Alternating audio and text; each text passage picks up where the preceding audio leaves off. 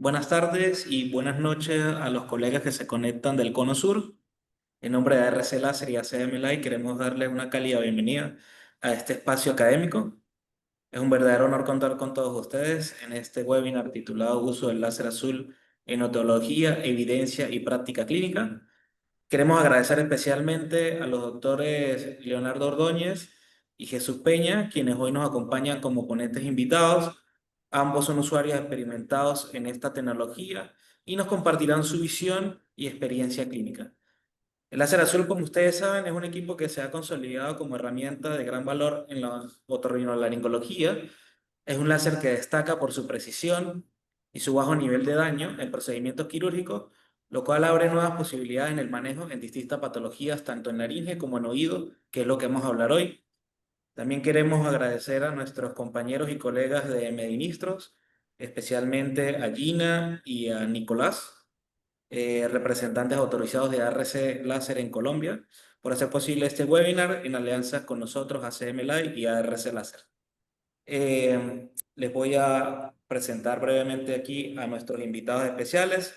Doctor Leonardo Ordóñez, médico otorrinolaringólogo, subespecialista en otología, con amplia experiencia en el manejo médico y quirúrgico de patologías del campo de la otología, especialista en docencia universitaria con experiencia en pregrado de medicina y posgrado de otorrinolaringología y otología, director de dos grupos de investigación reconocidos por Colciencias, con participación como autor en múltiples investigaciones publicadas en revistas internacionales y nacionales, presidente de la Asociación Colombiana de Otología y Neurotología ACOM en el periodo del 2022 al 2024, vicepresidente de la Asociación Colombiana de Otorrinolaringología, Cirugía de Cabeza y Cuello, Maxilofacial y Estética Facial, periodo 2024-2026, y presidente electo de la Asociación Colombiana de Otorrinolaringología, Cirugía de Cabeza y Cuello, Maxilofacial del 2016 al 2028. Y tenemos al doctor Jesús Peña Prato de Venezuela, médico otorrinolaringólogo con interés en otología y otoneurología, médico adjunto del Servicio de Otorrinolaringología del Hospital Domingo Luciani en Caracas, donde realiza cirugías de oído, incluyendo implante coclear, mastoidectomía y estapedectomía, profesor del programa de posgrado de otorrinolaringología del Hospital Domingo Luciani. En su práctica privada trabaja como otorrino en el Grupo Médico Santa Paula en Caracas. Realizó fellowship en neurootología, cirugía de base de cráneo, lateral e implante coclear en el grupo otológico Piacenza, Italia, con el profesor Mario Sana, y fue coordinador del curso de cirugía de oído del Hospital Domingo Luciani, y adicionalmente realizó fellowship de otología en el Instituto García Ibáñez, Barcelona. Bueno, sin más nada que decir, le damos el pase al doctor Jesús Peña para que inicie con su presentación. Ok, déjame compartir entonces la presentación. Eh, Avíseme si se ve perfectamente. Sí. Se ve. Ok, bueno, gracias a todos los que están presentes hoy en este webinar. Aquí imagino que hay residentes y cirujanos experimentados. Vamos a hablarle sobre esta herramienta que nos parece que es muy buena y muy especial. Bueno, yo vivo aquí en la ciudad de Caracas. Es una ciudad hermosa. Para los que no conocen Caracas, los invito a conocerla. Ahí se ve pues la Gran Caracas, la metrópolis, con esta montaña llamada el Ávila, y detrás de ella está el Mar Caribe. De verdad que yo estoy enamorado de esta ciudad, y los que no la conozcan, pues los invito en algún momento de su vida a conocerla. Soy adjunto aquí en el Hospital Doctor Domingo Luciani. Este hospital cuenta con un servicio de otorrinolaringología. Este posgrado está adscrito a la Universidad Central de Venezuela y hago vida privada en el Grupo Médico Santa Paula. Entonces vamos a hablar un poco sobre esta tabla de contenido. Les voy a hablar sobre los fundamentos de la cirugía endoscópica de oído, un poco sobre los fundamentos físicos del láser, por qué utilizar el láser en oído, la estapedotomía en láser, y vamos a tocar un poco sobre el uso del láser en los paragangliomas, del láser azul. Entonces, dentro de lo que estamos hablando de esta visión de la endoscopia y el microscopio, tenemos que entender que no es una lucha entre endoscopio y microscopio. Son instrumentos de visualización que debemos conocerlos y dominarlos. La tecnología va avanzando y no podemos cegarnos a un solo tipo de instrumento de visualización. Vamos a hablar de las propiedades de la cirugía endoscópica y es esto, es que nos da una visión panorámica donde podemos ver ángulos, donde tenemos distintos ángulos de visualización y actualmente estos instrumentos tienen una calidad de imagen de HD de alta definición que nos permite unas cirugías de muchísima seguridad utilizando este instrumento de visualización. Entonces, aquí vemos, por ejemplo, la clásica imagen de comparación de un microscopio y un endoscopio. Para ser franco, yo no soy partidario de una técnica o de la otra, y esta imagen del microscopio no le da valor al microscopio, ya que es una imagen en 2D y nosotros sabemos que lo principal es una visión en 3 dimensiones. Pero del otro lado, si vemos la gran imagen que nos da un endoscopio con una visualización perfecta y con una imagen panorámica. El problema que tenemos una mano para el endoscopio y la otra mano pues para trabajar. Esto sí es un elemento que ha generado debate. Entonces, para el público que está acá y con el interés en otología, si van a hacer cirugía endoscópica, tengan presente siempre la intensidad de la luz. Yo aprovecho siempre de dar este mensaje, ya que la punta del endoscopio puede calentarse incluso hasta 110 grados, y esto créame que es bastante caliente, puede quemar, e incluso dentro del oído medio, esto puede aumentar hasta 47 grados. Y recordemos que aquí hay estructuras nobles que pueden verse muy afectadas con este aumento de la temperatura. Por ejemplo, si vemos esta imagen, no sé si ustedes ven alguna diferencia donde estén, yo en lo particular no la veo, lo único que están a diferentes intensidades de luz, 10%, 30, 50 y 100% de intensidad.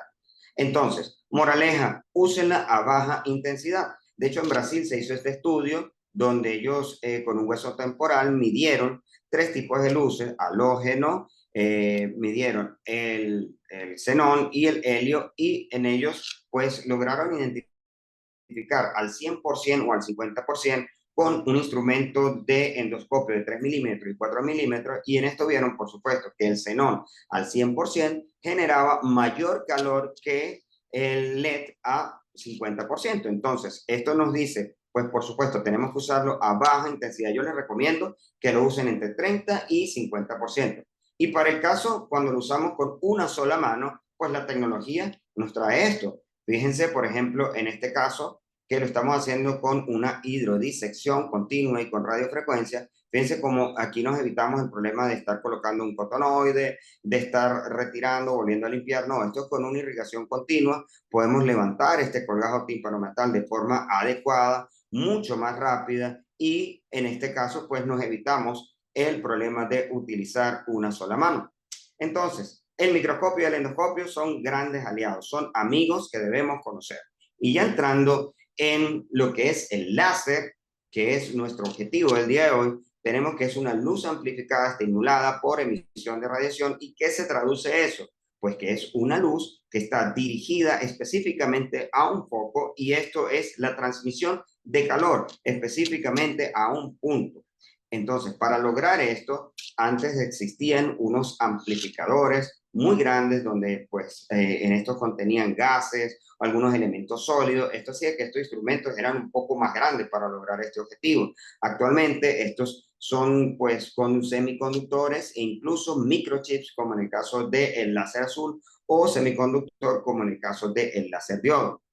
Importantísimo que entendamos que dentro de las características físicas del láser es que todos los láseres son monocromáticos, es decir, tienen un solo color de luz, tienen coherencia, es decir, que todas las ondas van en la misma dirección, y la colimación, es decir, que tienen poca divergencia. Y esto es para que sea muy efectivo ese rayo de luz y en la generación del calor.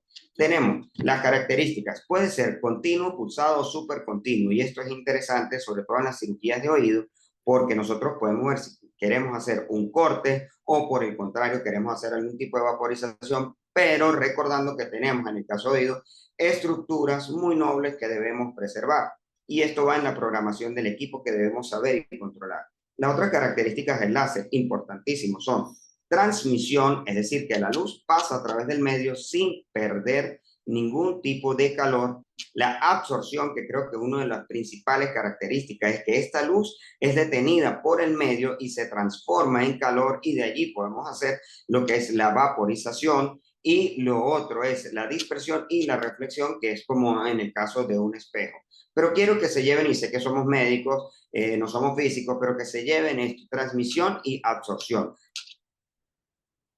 Depende del tipo de longitud de onda, va a ser absorbido por unos elementos llamados los cromóforos. Estos cromóforos están dentro de la molécula y es lo que absorbe la luz, lo que le da el color a la luz, y existen en diversos tipos de tejidos, pues diversos tipos de cromóforos. Y cada una de estas longitud de onda de cada tipo de láser es especialmente absorbida por alguno de estos cromóforos. Por ejemplo, en el caso del láser azul, tiene una alta absorción por la hemoglobina, melanina, y esto le da su característica especial, sobre todo en el caso de cirugía de oído, que es lo que vamos a hablar hoy. El caso del láser CO2 tiene una altísima absorción por el agua. Entonces, cada una de estas características nos es favorable para el procedimiento que queramos.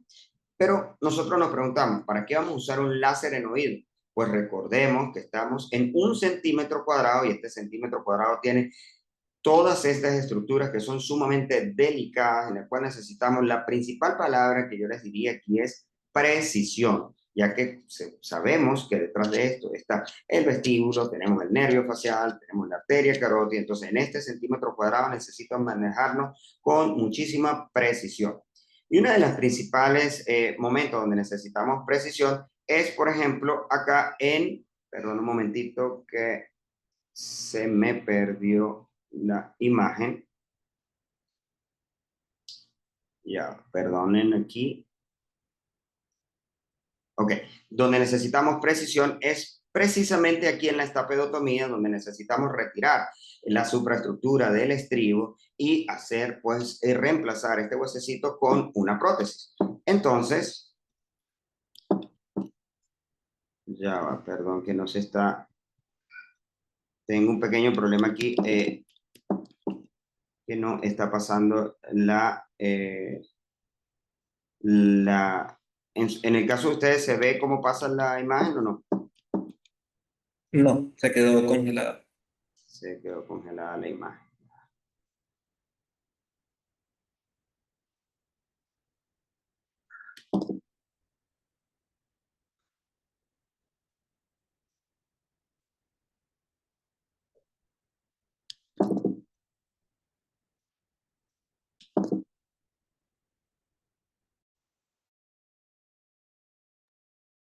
Si quiere, doctor, puede probar dejar de compartir pantalla y vuelve a compartir.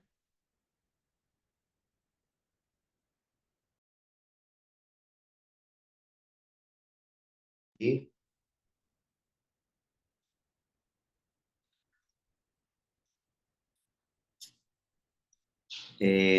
¿Listo? ¿Se ve aquí? Sí, allí lo Sí, estamos ahora sí viendo. está bien. Ok, perdonen entonces por esta falla técnica. Bueno, entonces uno de los principales donde necesitamos es la estapedotomía. Y desde que el doctor John Shih en 1954 diseñó esta o publicó esta técnica, y recordemos, la historia es interesantísima, él fue bastante criticado por este procedimiento en el cual él reemplazaba la superestructura del estribo por una prótesis. Como todo, tuvo debate, tuvo detractores, pero al final de cuentas vemos que precisamente es la técnica gold estándar que necesitamos hoy en día. Entonces, de allí hasta nuestros días se han utilizado distintos métodos, como por ejemplo, en este caso vemos el uso de microdrills o microinstrumentos que permiten, pues, realizar este procedimiento de la forma más segura posible. Pero estos microdrills o estos microinstrumentos no están exentos de digamos, de alguna complicación, como por ejemplo la medialización o lo que se llama la platina flotante. Créanme que cuando esto pasa es un gravísimo problema. Por ejemplo, miren este caso, cómo la platina se introduce dentro de la ventana oval, y aquí, pues, afortunadamente se pudo retirar, pero esto es un caso que es un dolor de cabeza realmente para el paciente y para el cirujano. Entonces, un paciente que puede salir con una hipoacusia neurosensorial e incluso con muchísimo vértigo. Entonces, pues cabe muchísimo la pregunta, oye, si utilizamos un tipo de rayo láser, así como la Guerra de las Galaxias, que nos permita hacer esta cirugía mucho más precisa y con menos complicaciones. Y sí, en 1980 el doctor Perkins publicó su primer trabajo donde realizó una estapedotomía con láser argón. Esto es del trabajo original, él hizo como una especie de hemiplatinectomía, pero con el uso del láser y fue bastante seguro. Lo único que el láser argón puede tener alguna absorción por el líquido perilinfático.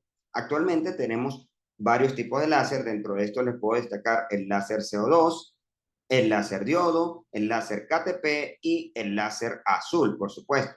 Pero entonces nosotros tenemos que ver y hacer un balance entre, ok, no tenemos un traumatismo mecánico, pero ¿qué tal si hay un daño térmico? ¿Qué pasa con el calentamiento, la perilinfa? Entonces, bajo esta balanza, vale la pena estudiar este tipo de láser. Y es así como en Países Bajos se hizo un estudio donde compararon KTP, tulio y CO2 a nivel del daño que puede hacer el calor en el oído interno. Ellos hicieron como un modelo donde colocaron una platina del estribo en un medio de un gel, donde pues simularon todo lo que es el sistema de la perilinfa y colocaron unas cámaras de altísima velocidad y con movimiento térmico. Y ellos consiguieron lo siguiente: en el caso del KTP no se absorbía a nivel del líquido en ninguno de los tiempos donde se usó el láser. En el caso del láser tulio, este sí, en todos hubo una gran dispersión térmica, con lo cual este láser para nada considero que sea bueno para el uso de una estapedotomía. Y el láser CO2, a pesar de que es muy usado, sí se vio que había algo de penetración de calor. Claro que si vemos en el tiempo, a los 1000 milisegundos ya el calor había dispersado. Entonces, pues hay que tener cuidado con el láser o este tipo de láser CO2. Esta información es bastante controvertida porque sé que se ha usado muchísimo, pero este estudio demuestra que hay que tener cierta precaución con este tipo de láser. Y es así como llegamos a el láser diodo. El láser diodo, en este caso 980, hay una serie de trabajos que respaldan que es un láser sumamente efectivo, seguro, y aparte de esto, que es un láser dirigido por fibra óptica y es portátil, lo cual ha hecho que sea más masificado y pueda ser mucho más usado en diversos centros. Por ejemplo, esta es una cirugía que realizamos con el láser diodo. Fíjense cómo aquí estamos haciendo lo que es la vaporización de la pleura posterior. Posteriormente, fíjense con el uso del endoscopio, cómo vemos esta imagen perfecta de la pleura anterior. Nosotros pues medimos y posteriormente vamos a hacer la roseta. Vamos a adelantar un poquito esta parte. Nos ayudamos ahí con un micropulsor y posteriormente colocamos de forma segura nuestra prótesis con cirugía endoscópica. Fíjense que es una visualización bastante buena, bastante segura y con unos resultados excelentes. El problema, pues fíjense, aquí les muestro el CO2.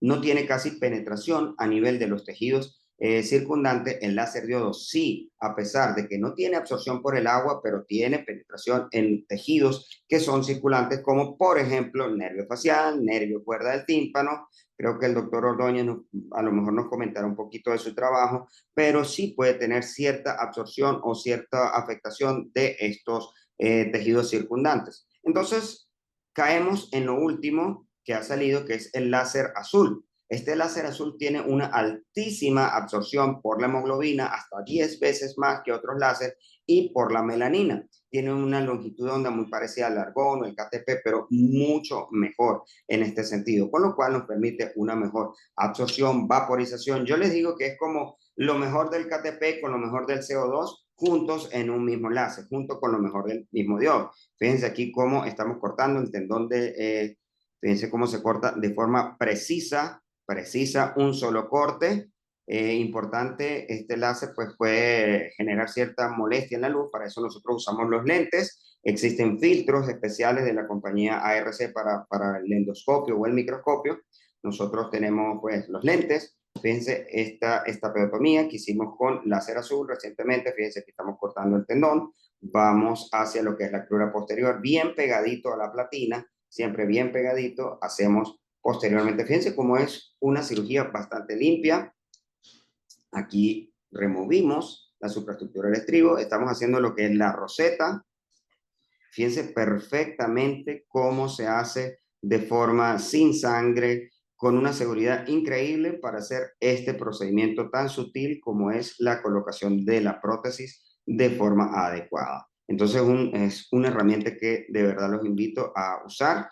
Tiene tanto los beneficios de fotoangiólisis, coagulación, vaporización, es decir, tiene lo mejor de cada láser en un solo láser. Y al nosotros saber que tenemos toda esta serie de beneficios, pues cabe la pregunta, ¿y en dónde más lo podemos usar? Nosotros sabemos que este tiene modo contacto y no contacto y lo realizamos o estudiamos en la literatura.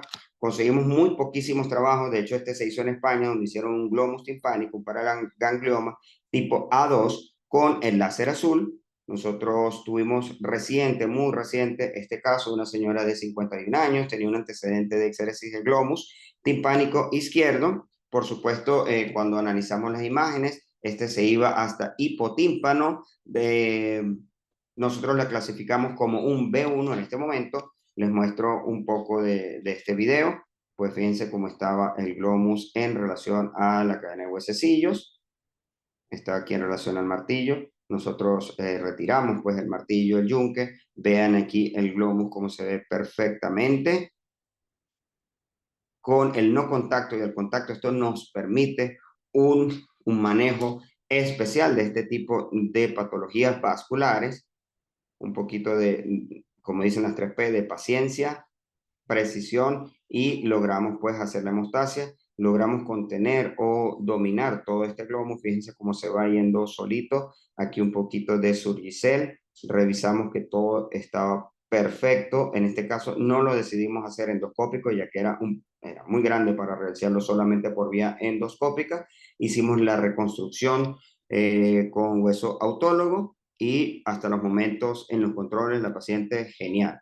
Entonces, para resumen y para culminar, aquí vemos todas las características de este láser azul que tiene una amplia o una altísima absorción por lo que es la hemoglobina, hasta 10 veces más, no tiene absorción por el agua, tiene una excelente capacidad de coagulación, de fotoangiólisis y la transmisión es por fibra óptica. Otra de las conclusiones que les quiero dejar es que la cirugía endoscópica de oído tenganla presente, sobre todo en casos donde sea de difícil abordaje, los puede ayudar muchísimo. Eso sí, tengan presente que la luz debe ser al 50% o menos, a pesar de la controversia entre microscopio y endoscopio. La estapedotomía con endoscopia es bastante segura, eficaz y sobre todo si la combinan con el láser. Y pues prueben o pueden aventurarse con tipos de tumores como por ejemplo el láser azul, eso sí, por lo menos en clasificación A1, A2, incluso hasta un B1 pudiese ser una gran opción hacerla con este tipo de láser. Bueno, muchísimas gracias. Esto es parte de nosotros del posgrado y aquí está una foto con el doctor Ordóñez, quien les va a hablar próximamente. Muchísimas gracias.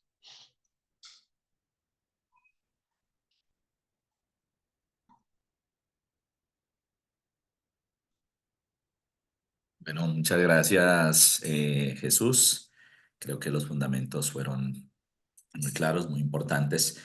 Y ahora quiero compartirles un poco de la experiencia nuestra con el uso del láser azul. Lo hemos usado ya desde hace varios años, sobre todo en esta pedotomía, pero igual como menciona Jesús, hemos hecho uso en muchas otras patologías. Bueno, como ya me presentaron, mi nombre es Leonardo Ordóñez, trabajo aquí en Bogotá, en Colombia.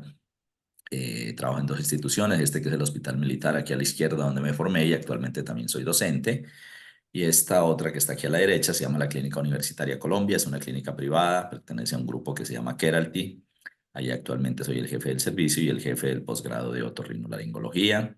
Le agradezco mucho a ARC por esta invitación, a todos ustedes por estar conectados, al doctor Jesús por esta excelente introducción. Bueno, entonces, por favor me confirman, ¿se ve bien la imagen y se ve el cursor?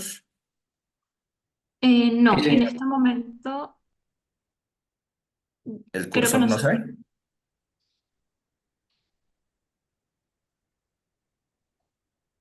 Yo sí lo veo, Doc. Ah, bueno. Listo. Bueno, yo me voy a enfocar mucho más en el microscopio. Uno, pues porque la parte de la endoscopia creo que Jesús la explicó muy bien. Yo la uso también con alguna frecuencia, pero para mí, pues el uso primario hoy actualmente es el microscopio, aunque es como se darán cuenta, tengo muchas imágenes grabadas también con endoscopio, porque me parece una muy buena herramienta y desde el punto de vista didáctico y de documentación me parece que es muy bueno. Entonces voy a comenzar contándoles, yo llevo aproximadamente, no sé, alrededor ya de unos 15 años haciendo cirugía de oído y casi que exclusivamente cirugía de oído. Y hay algo que se llama la auditoría de clínica de resultados. En el Reino Unido lo usan muchos centros y muchos colegas como una forma de reportar sus resultados y compararse con el estándar de tratamiento. Es como una medida de calidad. Nosotros hicimos un estudio que se llama así, Auditoría Clínica de Resultados en Cirugía de Estribo. Lo publicamos aquí en una revista nacional en el año 2015. Y en esencia, lo que hicimos fue comparar todos los casos en este tipo de exámenes, como es una auditoría clínica, en este tipo de estudios, perdón, como es una auditoría clínica, debes incluir todos los estudios, excepto aquellos que de pronto tengan información incompleta. Para aquella época, con estapodotomía en frío, es decir, sin uso del láser, recogimos información de 54 pacientes y lo que hicimos fue básicamente comparar nuestro resultado con el estándar de tratamiento internacional y hay dos variables fundamentales. Uno que es el éxito quirúrgico, definido como el cierre del gap o de la brecha aire-hueso a menos de 10 decibeles. Hay una segunda medición a menos de 20 decibeles, esa no me gusta mucho, la verdad. Creo que la que debe hacerse es a menos de 10 decibeles, pero también hay otra medida que es la tasa de complicaciones que la que se escogió fue el daño neurosensorial. Entonces, el estándar de tratamiento internacional habla que uno debe en esta pedotomía conseguir un cierre de la brecha aire-hueso en más del 80% de los pacientes a menos de 10 decibeles y tener una tasa de daño neurosensorial menor al 1%. Para aquella época, en este estudio que nosotros hicimos, cumplimos con el criterio de éxito. Nuestra tasa de éxito fue del 81.5%, pero nuestro porcentaje de pacientes con daño neurosensorial fue 3.7%, es decir, no cumplíamos con este criterio. En esa época escribimos el artículo y sin saber que íbamos a tener la opción de utilizar el láser en la discusión del estudio, pues obviamente al revisar la literatura, lo que encontramos es que posiblemente el uso del láser podría disminuir esa tasa de daño neurosensorial. Creo que alrededor de un par de años o 3 años después de que publicamos ese estudio, tuvimos la opción aquí en Colombia de tener la disponibilidad inicialmente del láser, que lo llamamos rojo, y posteriormente la del láser azul. Y el año pasado hicimos la publicación de nuestros resultados. Está aquí en el 2024 la publicación, aquí está la referencia si le quieren dar una mirada, en el cual comparamos nuestros resultados con la técnica convencional versus el láser de diodos, ya sea el rojo, que fue el que inicialmente tuvimos, o el azul, que es el que actualmente manejamos. Aquí, como le dije, les conté, pues para la documentación, hice las cirugías endoscópicas, todas estas imágenes son de cirugía endoscópica, esta es una imagen del artículo publicado, ven la exposición del colgajo timpanomeatal, el curetaje del scutum, la desarticulación de la incuesta pedial, corte del tendón, corte de la cruda posterior, extracción de la supraestructura, medición de la longitud, realización de la fenestra y colocación de la prótesis, como se ve aquí en esta imagen H. Y esta ya es con la utilización del láser azul, la imagen I a la L. Entonces vemos ya aquí los pasos abreviados, realización de la fenestra, extracción de la supraestructura y colocación de la prótesis. Bueno, aquí vamos a ver algunas imágenes, les voy a mostrar la técnica como lo hacemos nosotros. Como les digo, varias de las imágenes son endoscópicas, entonces vemos el colgajo, vemos la exposición de el estribo y la incuesta pedial. Fresado, yo uso fresa, una pequeña fresa de 18, 20, 14 milímetros o cureta. Cuando hay buenas curetas, la verdad hoy prefiero la cureta. Después de eso hacemos una verificación de diagnóstico de la autoesclerosis. Recuerden, esta ya es una imagen de microscopio que preparamos para esta charla. Eh, Recuerden que la autoesclerosis se diagnostica en cirugía. Uno tiene la presunción clínica en el preoperatorio, pero en cirugía es cuando tú mueves el yunque a ver si se mueve, el martillo a ver si se mueve, y el estribo a ver si está fijo. Entonces, la autoesclerosis se diagnostica como un estribo fijo en presencia de un yunque y de un martillo móvil. Eso es algo que es muy importante realizar. Ahí se muestra cómo lo hicimos. Después de eso, el paso siguiente quirúrgico es la medición de la prótesis. A veces mido al principio, a veces mido al final. Utilizamos el criterio de platina del estribo cara lateral del yunque y a eso se le adiciona 250 micras, que es lo que ingresaría en el vestíbulo. Posterior a eso, hacemos el corte y aquí les muestro uno en frío, que es con tijera, el corte del tendón del estribo. Vemos cómo se hace en frío y acá cómo lo hacemos actualmente con láser, similar a lo que mostró Jesús. Este ya es láser azul, que tiene este LED verde o esta luz verde aquí indicativa. Entonces se identifica el tendón, 2 disparos, 3 disparos usualmente, y se hace la vaporización del estribo. Al ver los 2 videos, ustedes ven cómo la posibilidad de trauma disminuye mucho. Sin embargo, es en estos 2 siguientes pasos en los cuales para mí uno encuentra la mayor utilidad del láser. Uno es al vaporizar la crura posterior. Vemos aquí que hacemos varios disparos y vemos cómo se va vaporizando.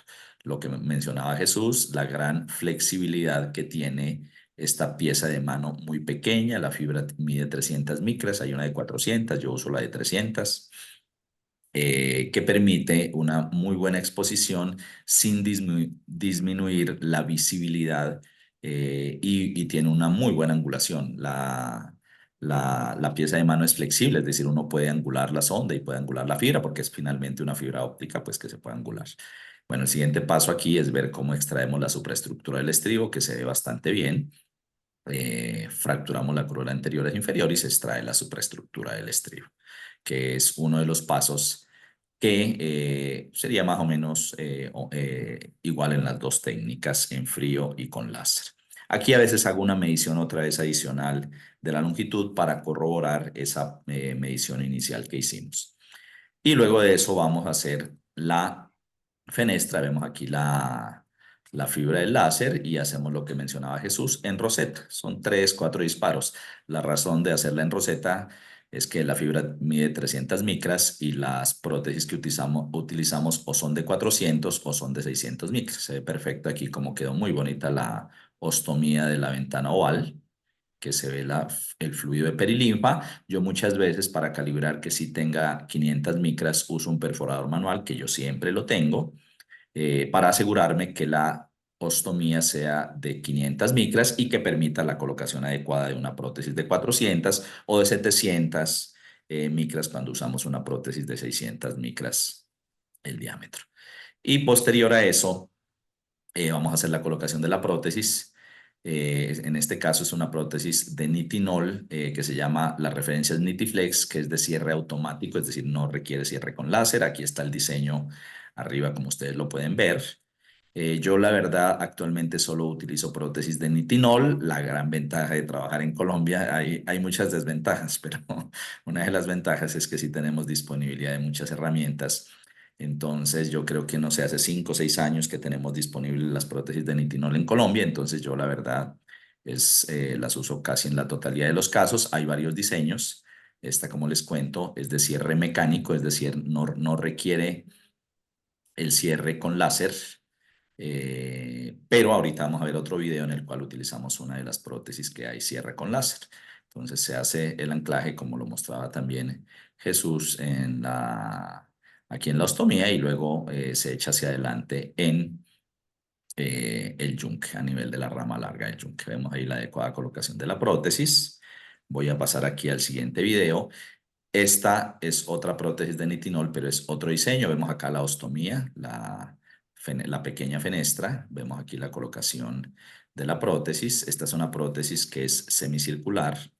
Ahí la vemos y la vamos a colocar aquí sobre la lenticular del yunque con esta aguja de Rosen. Creo que ahí se va a ver bastante bien. Y esta sí es una de las prótesis clásicas de nitinol que se debe cerrar con láser.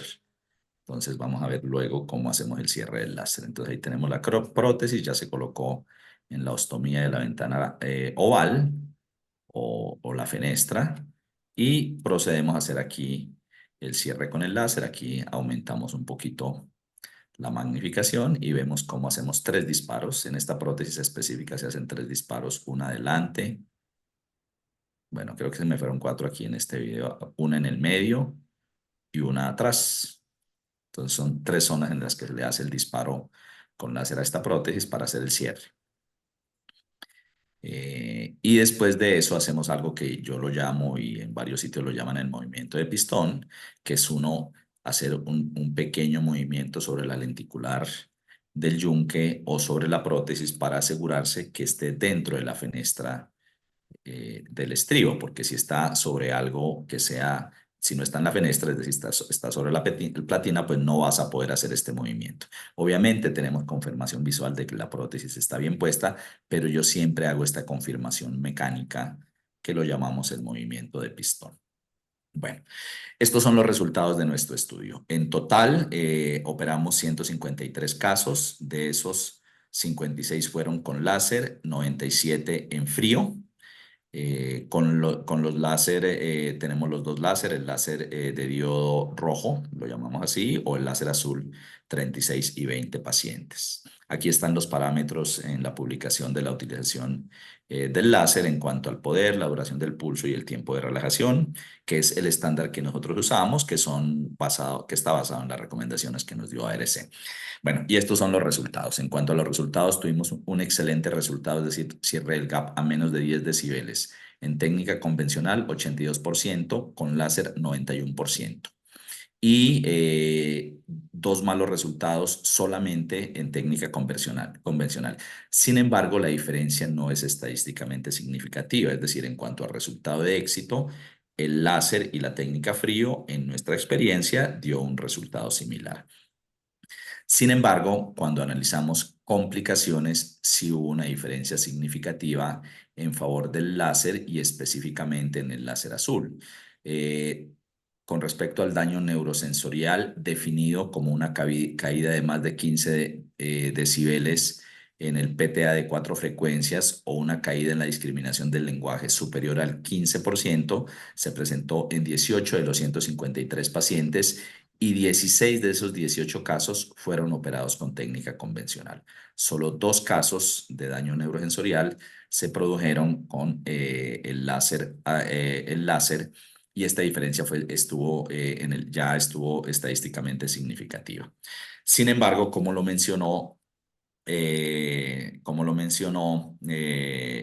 ya lo mencionamos, hay un riesgo por la dispersión térmica de la energía, que es la paresia facial.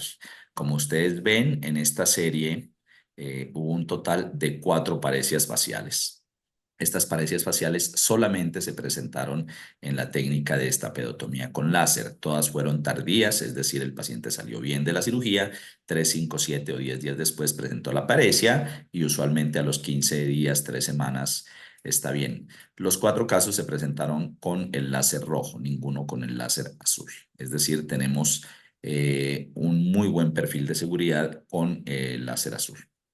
Entonces, esta es la experiencia nuestra y lo que les podemos contar. Yo actualmente, ya desde hace alrededor de unos 4 o 5 años, todas las estapedotomías las hago con láser. Sin embargo, no es un criterio para mí, en mi experiencia, de cancelación de la cirugía si no tengo el láser. Me ha pasado creo que 2 o 3 veces en estos 5 años que por alguna razón hay alguna dificultad técnica o alguna cosa y no se dispone del láser. Lo hago con técnica fría porque, como muestran nuestros resultados y es consistente con la literatura internacional, la tasa de éxito no es diferente, aunque sí se reduce la tasa de complicaciones. Obviamente yo me siento muy tranquilo haciendo una técnica de estapedotomía en frío, la he hecho pues muchísimas veces, entonces no tengo ningún problema en hacerlo.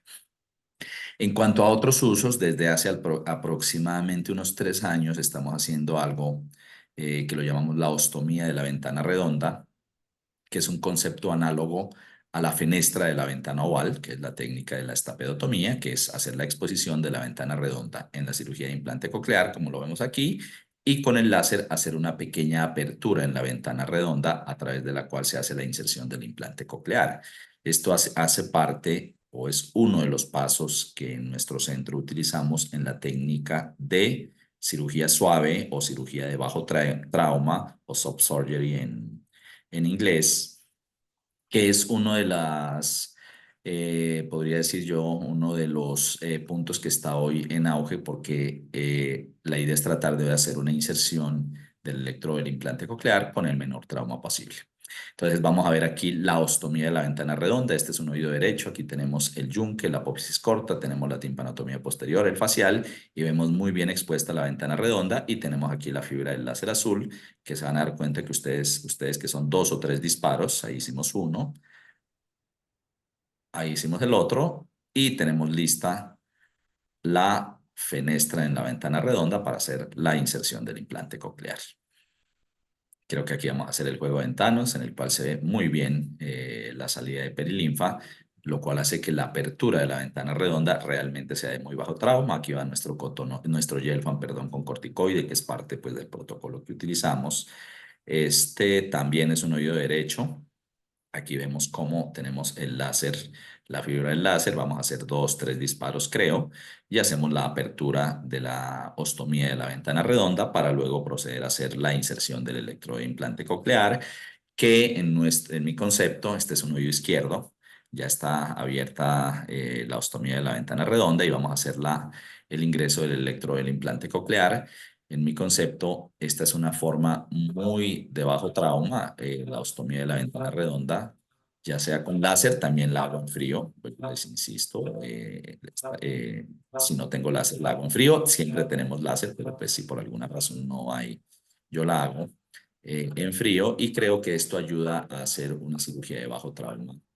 eh, Como en este caso que estamos mostrando, también tuvimos la fortuna de poder publicar nuestra experiencia. No solamente en esta publicación quiero hacer énfasis que los resultados no solamente se deben al uso del láser, realmente lo que estamos mostrando en nuestros resultados con varias herramientas de la cirugía suave, de la cirugía de bajo trauma.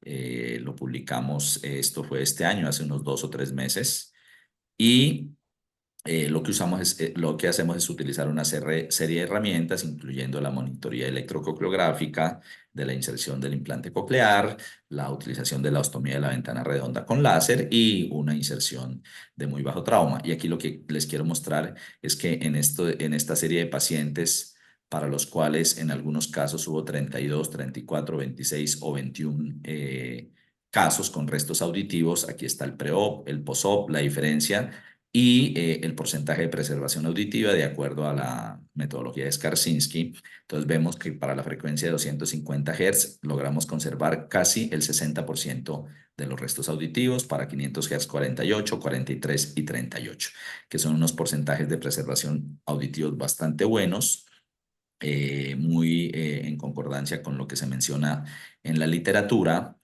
y que creo pues que es parte de lo que los que hacemos cirugía de oído, cirugía de implante coclear, pues estamos desarrollándolo y avanzando. Bueno, eso es de parte mía lo que les quería compartir y creo que ahora pasamos a unos minutos que nos quedan para poder hacer comentarios de nuestros participantes, preguntas, dudas que podamos compartir. Voy a dejar de compartir pantalla. Perfecto. Muy bien.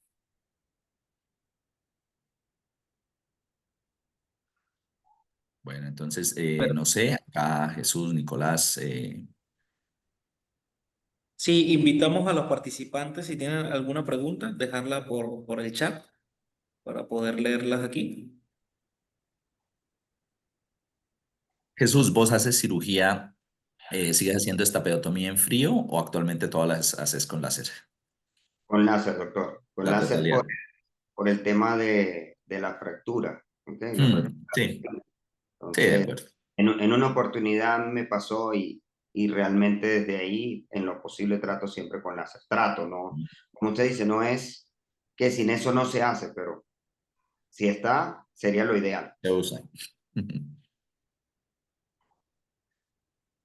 Es muy Bueno, interesante lo que mencionabas del Glomus. Yo he hecho alrededor de unos 4 o 5, no los tengo documentados y ahora que vos nos contabas que hiciste la revisión y no hay mucho publicado, como que le No. queda a uno el golpe de pecho que nos toca recoger esos datos para publicarlos. Pero lo que mencionas, cuando uno está haciendo en un glomus timpánico la resección de la matriz vascular, que usualmente es en el Bioy-Jacobson, realmente el láser ayuda mucho. Yo ahí uso la fibra más gruesa, que es de 400, Nicolás, la que tenemos aquí en Colombia, la más gruesita. Creo que es Sí, 400. Yo ahí señor. uso Nosotros en Colombia tenemos la de 300 micras y 400 micras, sí, señor. Correcto. Y se Yo cuando es necesita. glomus no uso la fibra que uso, que es la más delgada, que es la que uso en esta pedotomía, sino en glomus, en colesteatoma para quitarle la matriz de colesteatoma al yunque, cuando uno ve que es posible quitarle la matriz para evitar quitar el yunque y tener que colocar una prótesis. También uso el láser, lo he hecho en algunos casos, y en esos casos prefiero a veces la fibra que es un poco más gruesa, la de 400 micras. Y en el caso de la ventana redonda, utiliza la de 300. La de 300, acuérdense que la mayoría de los electrodos de implante coclear en la punta miden alrededor de 400 micras y es perfecto, obviamente haciendo una inserción muy lenta de 30 segundos o más, vos permites un ingreso muy suave del electrodo. Hay un pequeño, o sea, la ostomía es un poco más pequeña que el diámetro del electrodo, pero al vos ingresarlo, pues obviamente se producen pequeños desgarros por los cuales comienza la perilinfa a salir y vos vas haciendo un ingreso muy tranquilo del electrodo de implante coclear. Entonces yo lo uso de 300, creo que 400 daría lo mismo, ¿sí? No se puede hacer en todos los casos porque vos necesitas que la ventana redonda esté en una posición un poco más vertical. Hay ventanas que son un poco más horizontales y en esos casos no lo puedes hacer, ¿sí? Y Pero yo creo que en el con el 70-80% de los casos lo podemos hacer. Decime. No, no, que a veces uno puede, o por lo menos, ya que estamos abordando un poco el tema del endoscopio y todo eso, hay ventanas redondas que son sumamente difíciles y nosotros nos hemos apoyado con el endoscopio de 3 milímetros, de 2,7, pues para a veces estar seguros en algunas oportunidades de la posición, ¿no? Que hay ventanas redondas que son difíciles de conseguir. Y cuando Correcto. usted me comentó sobre el glomus, hay una función de este láser azul que es muy buena, que es de no contacto. Entonces, ese no contacto te permite ir de alguna manera reduciendo el tumor y también, por supuesto, y como lo estábamos hablando de las propiedades del láser, que tiene tanto la fotoangiólisis, la coagulación y la vaporización. O sea que esto es un instrumento, o por lo menos un láser que en lo particular me ha parecido que es muy versátil en cirugía de oídos, ¿no? Como usted dice, por lo menos ese caso de implante coclear que usted mostró, mostramos el glomus, mostramos la estapedotomía, es un elemento que se puede usar para muchas cirugías que se requieran precisión, corte, coagulación, hemostasia. Sí, yo creo que el nombre es precisión, como lo dijiste. Aquí ya llegaron algunas preguntas. Tenemos la primera. Para evitar el daño térmico, ¿el láser funciona bajo agua? No No, sé no, qué no. es eso, Nicolás. Eh, precisamente el daño térmico, precisamente el láser diodo y específicamente el láser azul, su absorción es en la hemoglobina, no tiene absorción en agua, entonces esto es lo que lo hace seguro de que, pues cuando tú haces, digamos, el disparo del láser, por llamarlo así, se absorbe precisamente en ese tejido que tiene hemoglobina, se vaporiza, pero no penetra al líquido perilinfático, no hay penetración al mismo o absorción al mismo y por lo tanto es muy seguro. De hecho, doctora, nosotros más o menos, pues nos ha pasado igual con el láser diodo, tenemos par de pacientes con parálisis, paresia facial que han recuperado, nada grave, pero con el láser azul no. Entonces ha sido una buena experiencia, ¿no? Este láser. Sí, yo podría complementar que también, más allá de la penetración, de la absorción del láser, es la penetración. En el estudio que tiene el doctor Ordóñez, esas complicaciones se dio más en el láser rojo o de 980 nanómetros, porque este láser penetra más en el tejido, lo que quiere decir que la temperatura se irradia más a los tejidos circundantes. Esto se reduce con el láser azul porque tiene una alta penetración, una alta absorción, perdón, y una baja penetración en el tejido. Tenemos otra pregunta por aquí. Dice, buenas tardes, felicitar a los doctores. Tengo una pregunta para el doctor Ordóñez. ¿En qué casos no se podría usar el láser para la ostomía de la ventana redonda en implantes cocleares? Sí, correcto. Lo que de pronto charlamos ahora con Jesús, que es en aquellas ventanas redondas que están horizontales, en las cuales el ángulo de visión no te permite una visión frontal de ella. Entonces, pues no vas a poder hacer la ostomía de la ventana redonda. Recomendación para que los que quieran hacer ostomía de la ventana redonda, en la timpanotomía posterior, váyanse un poquito más a inferior de lo que uno usualmente lo hace, es decir, acercarse un poco a la salida de la cuerda del tímpano del facial, lo que permite mejorar la angulación para ver la ventana. Cuando yo comencé con esto hace 3 o 4 años, no sé, el 20% de los casos podía ser ostomía, en el resto no. Y después me di cuenta que bajando un poquito más la timpanotomía posterior me podía angular con el microscopio, y actualmente yo creo que el 80%, 90% de los casos de implante coclear hago la inserción a través de ostomía. Es ocasional, pues en anatomías normales, ¿no? No estamos hablando de malformaciones de oído interno, ni de meningitis, ni de nada de esto. Casos de anatomía normal, la mayoría los podemos hacer, pero con esa recomendación. Bajar un poco más hacia la salida de la cuerda del tímpano, lo mismo que la punta de la mastoide, la debes presar un poco más hacia inferior para que te dé el ángulo. Jesús, no se te escucha. Estás con el micrófono apagado, Jesús. Perdón, perdón. Y otra pregunta, ¿con qué frecuencia han tenido fístula perilinfática en el uso del láser azul en las destapedomías? Cero. Cero. No he Cero. tenido, con uso del láser, nunca he tenido una fractura. Mejor dicho, no he tenido una ventana ni una platina flotante en ningún caso. Sí me ha ocurrido en algunos casos que se fractura un poco, pero igual no se te hunde. Y vos de todas formas puedes hacer la ostomía y colocar la prótesis, así haya algunas pequeñas fracturas, pero platina un día no. Cuando yo la hacía en técnica en frío, pues en mi mente, eso sí no lo tengo documentado, pero en mi mente tengo alrededor de 4 o 5 casos de platina un día, que, como dice Jesús, pues se le vuelven a uno algo dramático en cirugía. La siguiente es, ¿qué tanto ha influido el uso del láser azul en la cirugía de estribo en la disminución de la movilización de la prótesis? Pues bueno, en lo particular pienso que no tendría mucho que ver con el tipo de láser o eso ya tiene que ver con la técnica o cómo uno corta la prótesis. No, no creo que tenga directamente que ver con el láser, tipo de láser a usar. Sí, de acuerdo con lo que dice Jesús. Ok. ¿Hay experiencia en utilizarlo para miringotomía en lugar de colocación de tubo transtimpánico? No sé vos, Jesús, ¿lo has usado? Eh, no, no, no lo he usado para esa. Y sé que tiene Para una esa indicación, indicación. es perfectamente.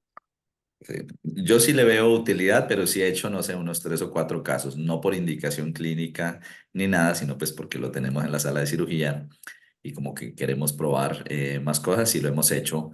La diferencia es que como no vas a hacer una fenestra, es decir, una punción, sino que tienes que hacer una incisión. Lo usamos, o lo usé, la primera vez lo usé en modo intermitente, pero ya después me di cuenta que tienes que usarlo en modo continuo. Entonces he hecho 2, 3 casos, pero no porque yo crea que hay una indicación específica, sino pues la verdad con el ánimo de conocer mejor la tecnología, probar, y pues porque afortunadamente tenemos la disponibilidad. Ok, aquí hay otra. ¿Qué pieza de mano usan para realizar las estapedotomías?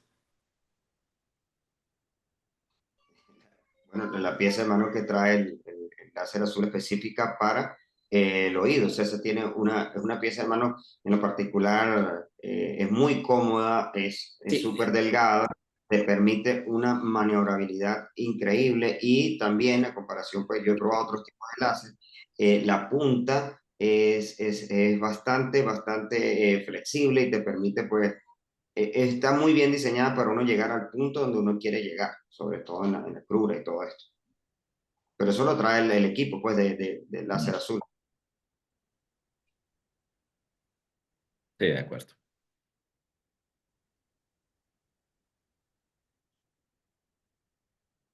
Creo que Jesús se quedó congelada la imagen. Sí, yo pienso que sí. Por aquí aprovecho, alguien me pregunta, pues me pregunta a mí en el chat privado que le haga la pregunta, creo que no lo puedo hacer.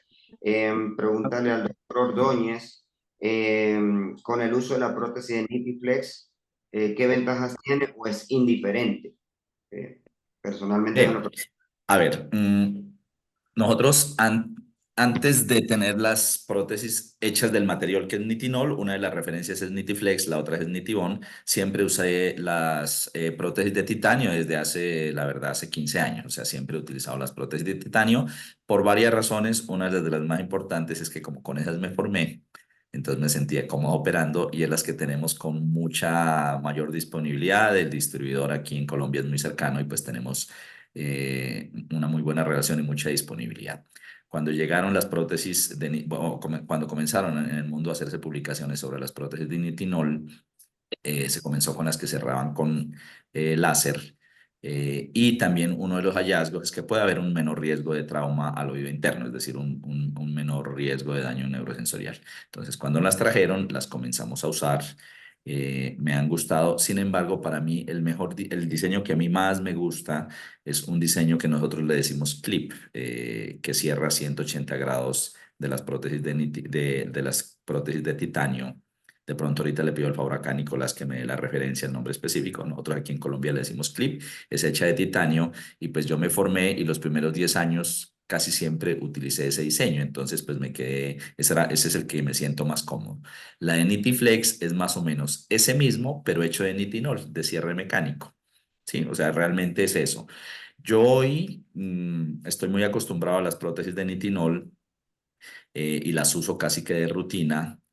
Sin embargo, pues también aquí las prótesis de fluoroplástico, como lo mostraste, también dan muy buen resultado. Y los diseños que son diferentes al clip, que nosotros aquí en Colombia le decimos K, que es el que, que hay que hacer cierre mecánico, pues hay gente que también las usa y los resultados son muy buenos. Yo les hablo de mi experiencia personal, que tiene algo que ver con la facilidad de tener la disponibilidad tecnológica. Y pues una vez tú te acostumbras, por ejemplo, vos estás acostumbrado a las de fluoroplastic, te sientes bien, te va bien, las usas.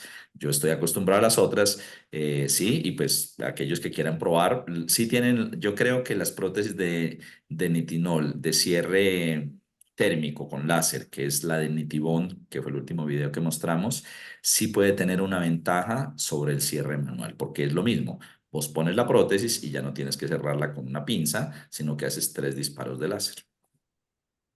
Aquí tenemos otra pregunta. ¿La complicación de la paresia del nervio facial está en relación a los parámetros del láser azul o a la medida de la sonda del láser? Eh, Pues, a ver, yo pienso que no tiene que ver con el parámetro del láser azul, eh, ya que es a nivel, como estábamos hablando, 10 veces mayor absorción por la hemoglobina. Entonces, yo pienso que tiene que ver un poco, lo que he leído es con el calentamiento, puede ser, en el caso del láser diodo, inclusive de la misma cuerda del tímpano de forma retrógrada, que haga un poco de calor y edema en el nervio facial, más que desde el punto de vista que sea a través o por dispersión hacia el nervio facial. Bueno, eso es lo que yo he intentado darle sentido a eso, ¿no? De que eso tampoco está tan claro en el caso de la paresia del nervio facial.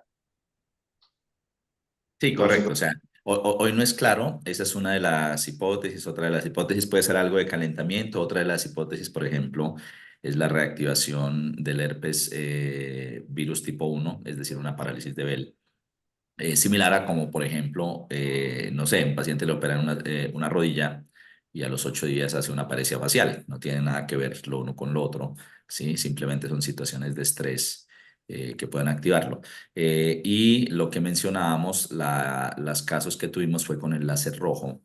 Con el láser azul no lo hemos tenido. Es decir, esas ventajas que mencionaba Jesús del performance del láser azul sí han disminuido esa complicación. Y yo también tengo casos de paresia facial con estapedotomía en frío. O sea, vos haces una estapedotomía en frío sin lesionar el nervio facial. O sea, no hay una lesión del nervio facial.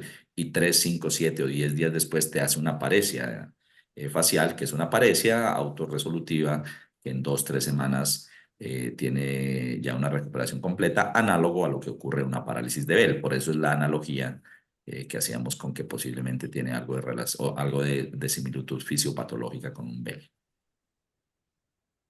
Ok, aquí hay otra. Para la estapedotomías con láser diodo, ¿lo usan a mínima distancia o contacto directo con la platina? Pregunto por posible daño térmico. ¿Y lo usan en continuo o pulsado?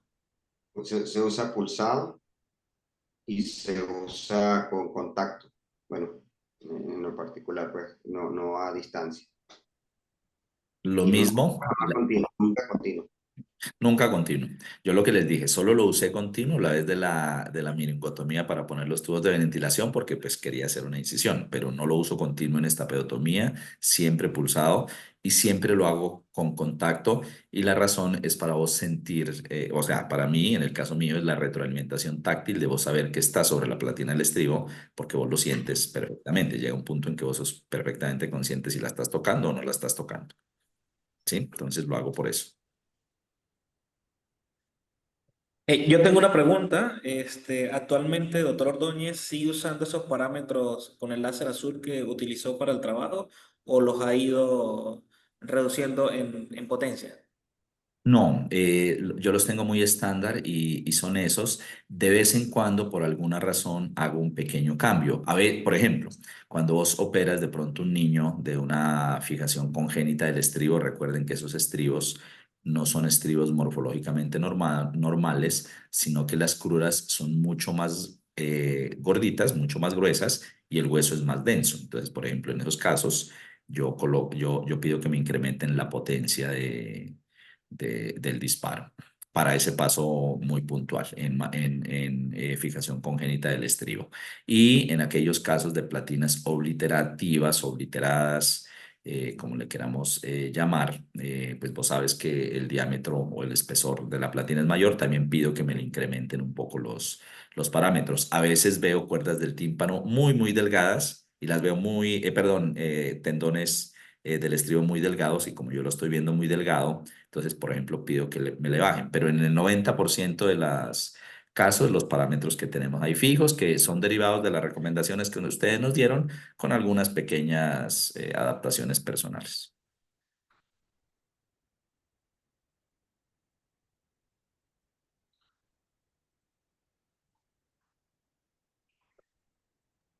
Buenísimo. Nada, por aquí dan las felicitaciones por el webinar y creo que no hay más preguntas. Sí, usted lo hace, doctor, por el paciente, la esterectomía lo hace por el paciente dormido, o sea, anestesia general. Sí, Jesús, yo lo hago, a ver, razón de la anestesia general y lo digo a ver, abiertamente, o sea, razón es que uno, no tenemos equipos en consultorios y procedimientos menores, por ejemplo, un microscopio de buena calidad o para poder hacerlo en consultorio como de pronto si lo tienen, por ejemplo, los americanos, europeos, no sé si ustedes. Y dos, la verdad, el costo de la anestesia general y de una sala de cirugía es tan bajo comparado con una sala de procedimientos menores que no implica mucho acá en nosotros. Probablemente los americanos los costos sí hacen una diferencia y por eso lo hacen. Entonces yo comencé así y me acostumbré tanto que después para mí ya no es tan fácil hacerlo con sedación. Lo he hecho, no sé si te puedo decir que en mi vida no lo he hecho más de 5 veces. Muchas veces es más por solicitud del paciente, alguna cosa que de pronto el anestesiólogo nos hace la recomendación, pero no lo hacemos de rutina. Pero vuelvo y te digo cuáles son las razones, que si probablemente nos hubiésemos formado en una escuela donde lo hacen con local con sedación, pues las haríamos todas con local con sedación.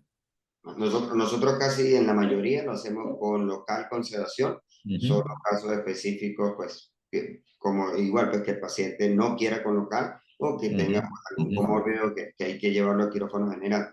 Y la razón, pues, es porque tenemos más disponibilidad en nuestro medio de quirófanos con anestesia local y los quirófanos con general lo aprovechamos para tumores o cosas más grandes y entonces pues esos casos en la mayoría lo hacemos con local, inmediatamente cuando colocamos la prótesis le preguntamos, ¿escucha? Y el paciente, sí, sí, ya escucho, o sea, logramos ese feedback con el paciente pues con el local.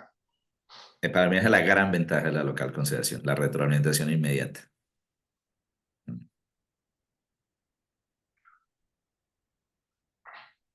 Bueno, si no hay más preguntas por aquí, nuevamente, de parte de ARC Láser, ACM Live y Medinistro, muchas gracias, doctor Ordóñez, doctor Peña, por tan excelentes presentaciones, muy completas, con datos bastante buenas, bastante interesantes. Espero que haya sido útil para todos los presentes en este webinar y nada, esperamos poderlos ver pronto a ambos en alguna otra actividad que tengamos.